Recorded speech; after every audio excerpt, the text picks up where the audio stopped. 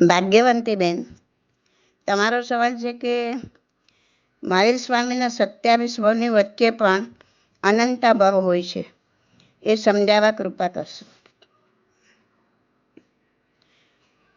હા ભાગ્યવંતી બેન, આ વાત બિલકુલ સાચી છે.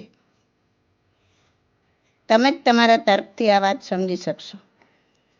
જુઓ, જ્યારે ઋષભદેવ દાદા ત્રીજા આરાના અંતમાં થયા ત્યારે ભગવાનનો જીવ મરીચી રૂપે હતો અને પોતે ચોથા આરાના અંતમાં મોક્ષે ગયા. બરાબર. હવે ત્રીજા આરાના અંતથી ચોથા આરાના અંત સુધીનો સમય કેટલો? જો નૈસારના ભાવથી ગણીએ, નૈસારનો પહેલો ભાવ, જે મરીચી રૂપે હતા એ તો ત્રીજો ભાવ હતો, તો નૈસારના ભાવથી ગણીએ તો લગભગ 1 કરોડા સાગરોપમ જેટલો સમય થઈ જાય. 1 કરોડા સાગરોપમ, સમજજો. હવે કોઈ પણ જીવ 1 કરોડા સાગરોપમ સુધી તો સળંગ ત્રસપણામાં રહી જ ના શકે. ત્રસપણું એટલે હાલતા ચાલતા જીવ. તો ત્રસપણામાં કોઈ પણ જીવ 2000 સાગરોપમથી વધારે સમય સળંગ રહી ના શકે. 2000 સાગરોપમ ક્યાં અને 1 કરોડા સાગરોપમ ક્યાં? તો 2000 સાગરોપમથી વધારે સળંગ કોઈ પણ જીવ ત્રસપણામાં ના રહી શકે. દરેક જીવ માટે આ નિયમ સરખો જ છે. હવે ભગવાનના 27 ભાવના આયુષ્યનો સરવાળો કરો ને તો 1 કરોડા સાગરોપમ વર્ષના 10% જેટલોય ના થાય. તો બાકીનો સમય મહાવીર ભગવાનના જીભે વિતાવ્યો ક્યાં? એટલે સંકિત પામ્યા પછીના જે 27 ભાવ આપણે ગણીએ છીએ એમાં 5મા ભાવ પછી ભગવાનનો જીવ પાછો સ્થાવરમાં ચાલ્યો ગયો. સ્થાવર એટલે સ્વેચ્છાએ હલનચલન ના કરી શકે એવા એકેન્દ્રિય નિગોદના ભાવ, જેવા કે પૃથ્વી, પાણી, વનસ્પતિ, અગ્નિ, વાયુ, નિગોદ વગેરે. સ્થાવરપણામાં કોઈ ટાઈમ લિમિટ નથી. કરોડો વર્ષ સ્થાવરપણામાં પસાર કરતા કરતા અને અનંતા ભાવ કરતા કરતા અકામ નિર્જરા કરતા જીવ પાછો ત્રસપણામાં આવ્યો હશે. કર્મના ભારથી હળવો થાય, એકેન્દ્રિયને યોગ્ય ભોગવવા જેવા જે બી કર્મ બાંધ્યા હોય અકામ નિર્જરા કરતા ભોગવાઈ જાય એટલે પાછો ત્રસપણામાં આવે. એ 2000 સાગરોપમ માટે પાછો એકેન્દ્રિયમાં ચાલ્યો જાય. તો હવે 6 થી 15 ભાવ મનુષ્ય તથા દેવના કરીને 15મા ભાવ પછી પાછા સ્થાવરપણામાં એટલે કે આ બધી સૂક્ષ્મ યોનિમાં ચાલ્યા ગયા. કરોડો વર્ષ આવા ભાવમાં પસાર કર્યા પછી 16 થી 27 ભાવની યાત્રા કરી ભગવાન મોક્ષને પામે છે. આ રીતે ભગવાનનો જીવ 1 થી 27 ભાવ વચ્ચેનો લગભગ 1 કરોડા સાગરોપમ વર્ષનો સમય પસાર કરે છે.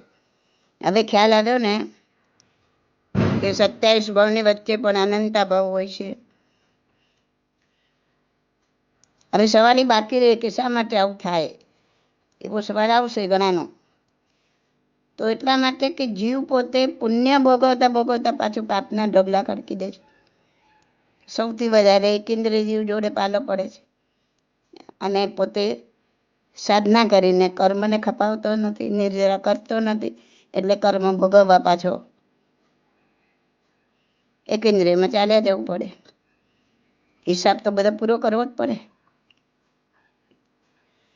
તો જીવ પુણ્ય ભોગવતા પાછું પાપના ઢગલા ખડકે અને પાપ ભોગવતા પછી પુણ્ય રાશિ જમા કરી દે. આમ પાપ ને પુણ્ય બેલેન્સમાં રહે જ કરે અને એટલી ભોગવવા માટે જન્મ થયા જ કરે. જે દિવસે પુણ્ય રાશિ ને પાપ બિલકુલ બેલેન્સમાં ન બચે, એક પણ પુણ્ય ન બચે ભોગવવા માટેનું, એક પણ પાપ ન બચે, તે દિવસે આત્મા મુક્ત થાય, તે દિવસે મોક્ષ થાય.